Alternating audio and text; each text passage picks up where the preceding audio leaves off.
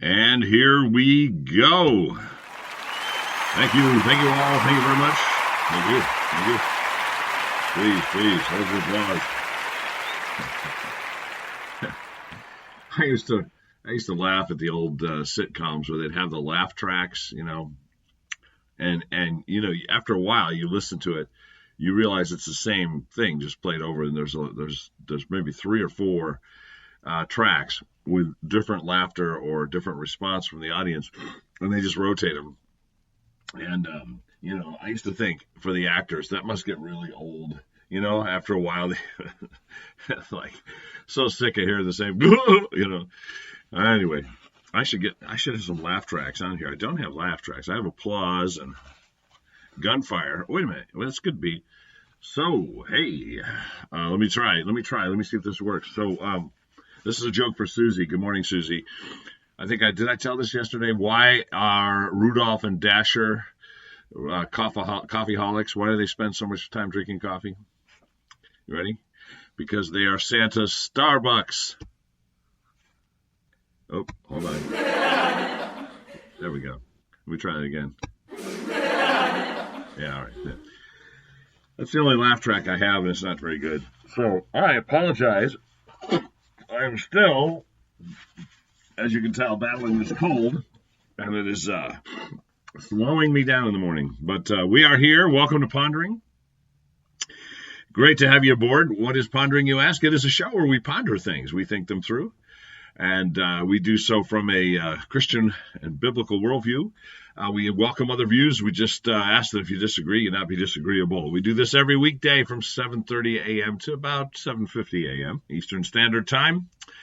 And, of course, we're live here on Facebook on the Pondering Radio page where you can comment 24/7, 365, as well as type into the live stream and participate interactively in the show itself. You can also listen, as some of you are right now, via multiple podcast venues from Spreaker to iHeartRadio to others. And you can comment from that vantage point by emailing us, ponderingradio@gmail.com. Of course, you could go on Facebook to the Pondering Radio page and comment there. You can also call 860-500-7163. It rings to this phone right here, and I check those messages, and if there's something there that you want me to share, I will put it on the air. Otherwise, we will just take it under advisement. So I hope you're having a good week so far. It's halfway through. We had a little snow last night again. Schools are delayed, and oh my gosh, you'd think that Snowmageddon had hit. I just walked Coda, and there's maybe an inch, I don't know, which is quickly melting because the ground is so warm from yesterday being up almost to 60 degrees here in Connecticut and most of Massachusetts, Western Mass anyway. So, yeah, I don't think it's a big panic, but unfortunately, I don't know. It seems to be. Yeah, Susie says I need a drum and cymbal for jokes, But yeah, no, it's great. Great to have you with us, however you may be joining us. We're glad to have you. And we do talk about various topics. The last few days we've been doing kind of devotional studies and looking at different scripture. Today I want to talk about the whole impeachment, what do I want to call it? Fiasco, I guess. And the reason I want to do that from a biblical worldview is I think there's some things in Scripture we have to keep in mind. Number one, we're commanded to pray for our leaders. And yes, that includes the president, but his cabinet, for the Congress, for the House of Representatives, the Senate, our state government officials, everybody, right? We're supposed to pray for those in authority. Paul said that we might live a peaceful life in all godliness. And I believe in my lifetime, I'm 57, I'll be 58 in April, I've never seen a time where that was more relevant, more important than now, because there is clearly a war going on between two major factions, and it has nearly split the country in half, almost exactly 50-50 in terms of polling and data and the population. And I think we need to be praying about it. I think we need to be also standing up and speaking out about it. And because many times we compartmentalize, we put our faith life in a little box on Sunday and leave it there till the next Sunday. because we keep work separate from politics, separate from relationships, separate from church and faith, separate from our little segmented life, we often don't allow, excuse me, our faith and what we believe to inform, influence, and affect what we do the rest of the time on this planet, the rest of the week, the rest of the day. And I think we should. I don't mean that we have to march around with placards or get up in people's face or up in their grill, but I do think we should be, A, as I said in prayer, B, willing to speak out when asked, when the opportunity arises, or stand up and vote appropriately, encourage people. So we need to know there are two factions, basically, and I know I'm giving a high-level overview, and there's a lot more detail and a lot more, what would I want to say, sub arguments and tentacles off of each of these. But basically, you've got a liberal, left-wing, progressive, socialist, globalist group of people who want the United States pretty much to be knocked down or removed. And so we can have a one-world economy that would be socialist with a very powerful, high, ranking government that would be ruling universally. It would be very much either irreligious, non-religious, or it would be sort of an ecumenical religious government. And I wouldn't say the government's religious, but it would have that influence or that association whereby any church group that said, or any faith-based community that said, listen, we think they're all the same and it really doesn't matter as long as you don't proselytize and annoy anybody, all roads lead to the same God, and kumbaya, let's get along. That whole mentality fits well within this globalist, socialist, liberal, progressive, everything goes sort of mindset. On the other side, you have a conservative Christian, often, not always, but many times Christian, and by Christian I mean Catholic and Protestant, conservative, constitutionalist, nationalist sort of group of people that are conservative, not just Republicans, but many times some Republicans fit in this category, who are saying, no, I mean, we should get along with everybody, but we should be a distinct nation. We were founded as one nation under God, and so we should have our traditional faith base being held up, not as a standard that everyone must comply with or be a part of, but certainly respected, held up, and appreciated, not degraded or pushed aside. We're capitalists. We believe in opportunity and freedom, freedom of speech, freedom of right to bear arms, freedom of religion, etc. We also believe that our nation is great and it should be great, and it should use its greatness to bless and affect the rest of the world. Those two mentalities are at war right now, every single day. On the liberal progressive side, you have the media. You have, of course, most of the Democratic Party, although not all, and many are kind of bailing from this push right now. I've heard several interviews in the last couple of days with people that would identify as Democrats who say, we don't like what's going on. We're pulling away from it, either to be independent or just to vote in contradiction to our party line. So, that's I guess, an interesting discussion in and of itself.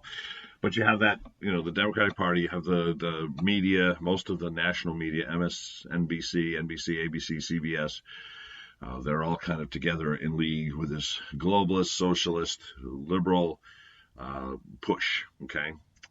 On this side of the equation, you have many Republicans, not all, a lot of independent conservatives, and you have a lot of the talk show hosts who are more conservative talk show hosts, not the mainstream media, but the sort of the radio media, I guess you'd say, some TV, Sean Hannity, Rush Limbaugh, there's several of them here locally. It'd be people like Will Marotti, etc., who are saying, no, don't go there. We shouldn't go there. We've got to stop this.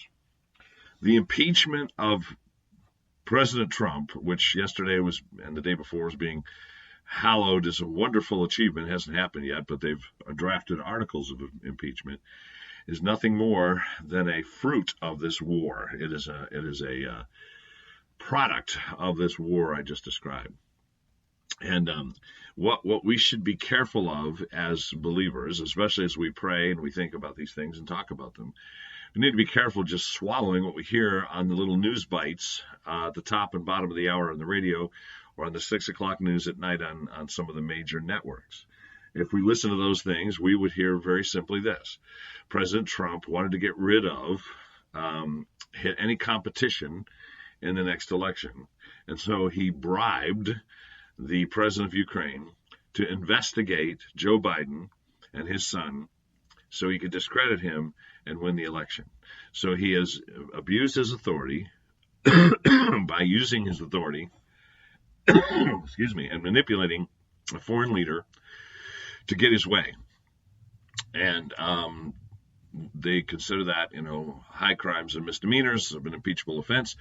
And then at some point recently, actually, he refused to have his members of his cabinet and other leaders in his administration come before Congress to testify about this. And therefore, he was obstructing Congress.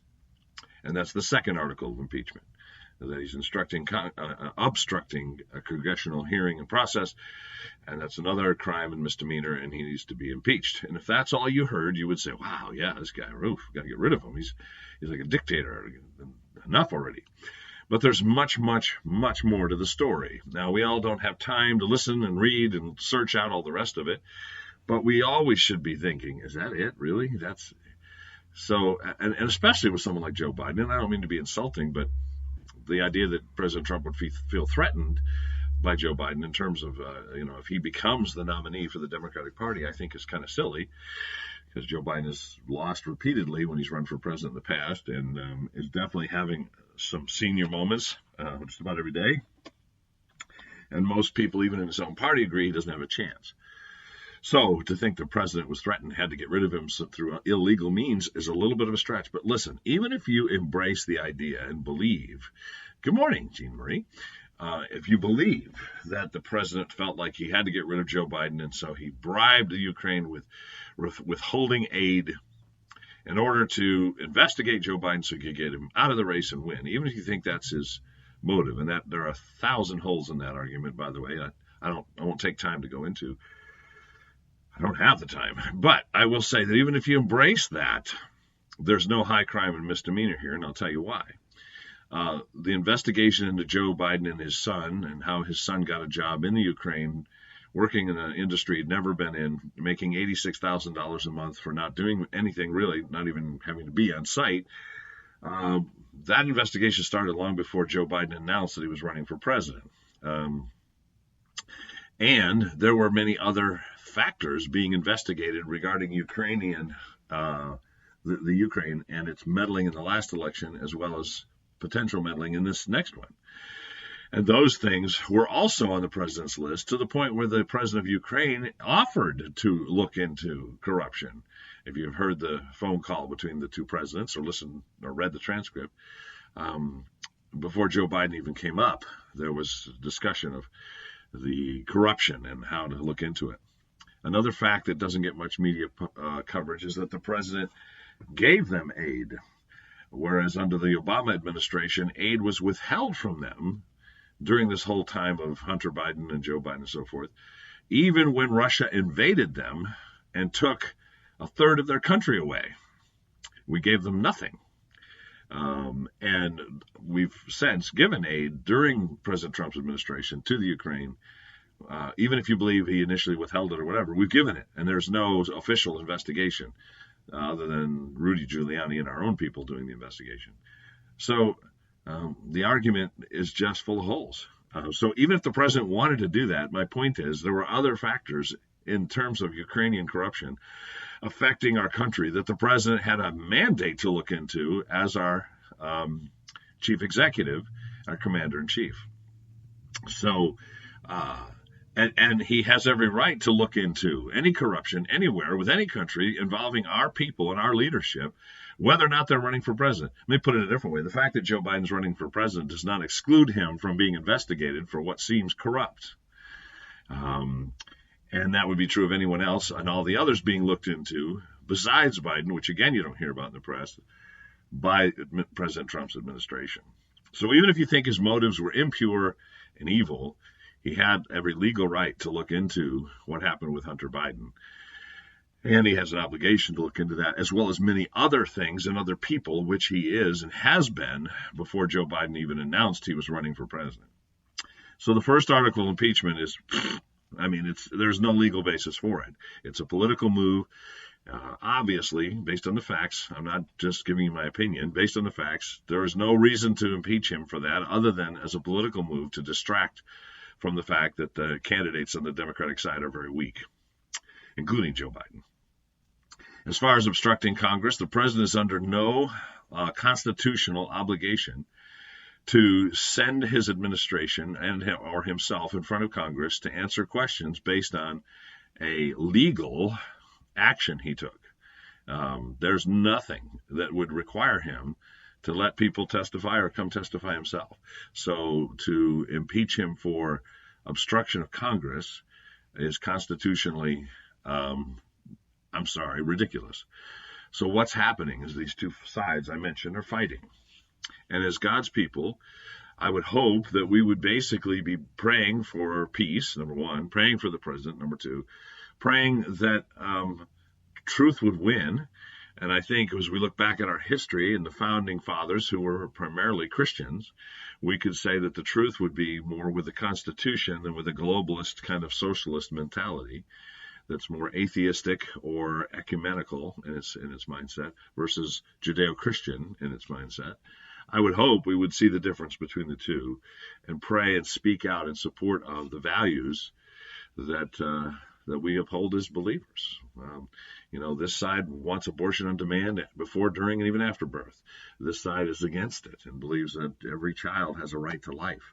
I could just go down the list. So I think we need to know where we stand, why we stand there, be praying for that, and also speak out appropriately with love when the need arises. And I don't think we should just stick our head in the sand or plug our ears, close our eyes, hear no evil, see no evil, speak no evil. I also don't think that we need to be marching around, as I said, or with posters. But we shouldn't be ignorant, and we shouldn't be checking our brains or our faith at the door when it comes to this war that could literally split our country and destroy it if we don't see God's hand rescue us, as he has many times in the past. So that's it. We're out of time. But listen, I just wanted to give that update because it's been in the news constantly every day. And I felt like, we need to kind of speak some truth into the nonsense, into the craziness. So, hey, be blessed, you guys. Share Pondering, please, with your friends, neighbors, complete strangers. Tell them every weekday, 7:30, right here on Facebook on the Pondering Radio page. Also via many different venues and podcasts. We'd love to have them join us. So stay in the Word, keep praying, keep pondering. We'll see you tomorrow at 7:30. Bye for now.